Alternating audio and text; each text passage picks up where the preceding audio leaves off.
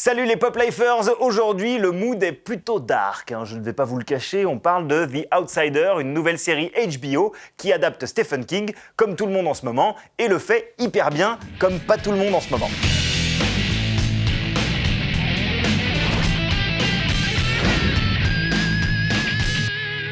Il se passe rarement longtemps entre deux adaptations télé ou ciné de Stephen King. Mais il faut bien reconnaître que depuis 2017 et la sortie de Ça, chapitre 1, la machine s'est à nouveau emballée et il se passe rarement plus de quelques semaines avant qu'un nouveau projet ne soit lancé. Dernièrement au cinéma, Dr. Sleep a divisé le public et la critique.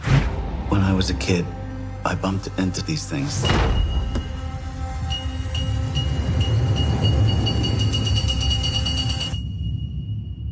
I don't know about magic. I always called it The Shining.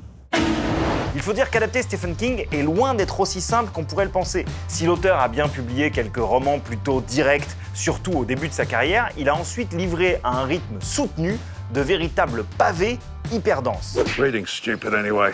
Only people who can't read say things like that. Essayer de réduire des récits de plusieurs tomes en un film de 2h30, c'est certain qu'à un moment, on risque de perdre ce qui les rend uniques à la base. L'échec de La Tour Sombre est un exemple parmi d'autres d'adaptations qui loupent le coche et perdent à la fois les fans des romans et les spectateurs novices.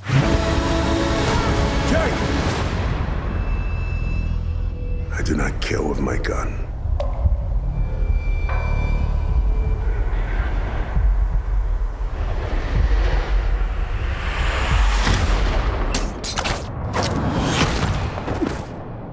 I kill with my heart. Et à la télé, c'est pareil, quand on fait l'effort d'adapter King dans de larges mini-séries de 3 heures, mais qu'on n'y met pas le budget nécessaire, ça donne un truc irregardable, comme Les Langoliers, multidiffusés les dimanches après-midi des années 90. That was horrible. Heureusement, de temps à autre, une œuvre sort du lot, et c'est le cas de cette nouvelle adaptation tout juste arrivée sur HBO et OCS en France, The Outsider, sombre histoire d'un meurtre dont le principal suspect, que toutes les preuves accablent, ne peut physiquement pas être coupable puisque des images caméra le montrent à des kilomètres de là à l'heure du crime.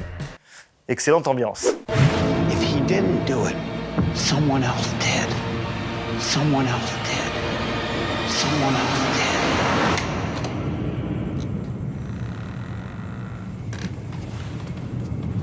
did. Jessa.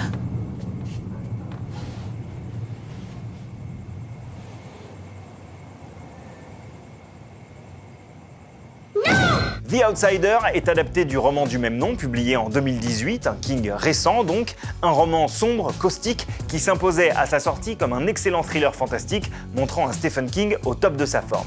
La série, servie par un casting de haut vol avec Ben Mendelsohn, Jason Bateman, Cynthia Erivo et une réalisation soignée, est une vraie réussite et entre sans problème dans le club très sélect des adaptations réussies du maître de l'horreur. Aujourd'hui, dans le rewind de Pop Life, vous pensiez qu'il n'existait que 2 adaptations de ça de Stephen King? Détrompez-vous direct! Don't tell me what to do. On se souvient évidemment de la mini-série de 1990, multidiffusée sur M6 à l'époque, qui vieillit un peu moins bien qu'on ne le pense, mais garde un charme un peu creepy, en grande partie grâce à l'interprétation au top de Tim Curry en Pennywise. See you in your dreams. Oh, come back anytime. Bring your friends. Une prestation qui lui fait décrocher le rôle du Joker dans la série animée Batman des années 90. Malheureusement, il sera remplacé au dernier moment par Mark Hamill, la production trouvant sa voix trop menaçante pour un dessin animé destiné au jeune public. No, what the heck, I'll laugh anyway. Plus récemment, l'adaptation en 2 films par Andy Muschietti a cartonné, devenant le film d'horreur le plus rentable de l'histoire. Mais en revanche, personne ne semble se souvenir de la version de 1998, et en même temps, c'est un peu normal.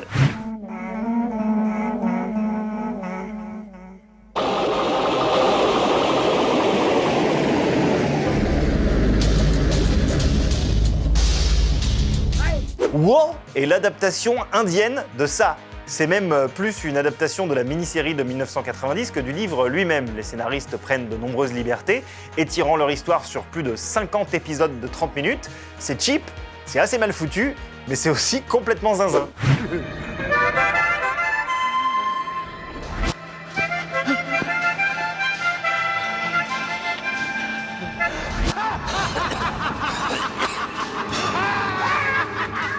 Voilà, grâce à Pop Life, vous savez que Pennywise a été un clown indien qui joue de l'harmonica. Ça peut être flippant l'harmonica, rigolez pas.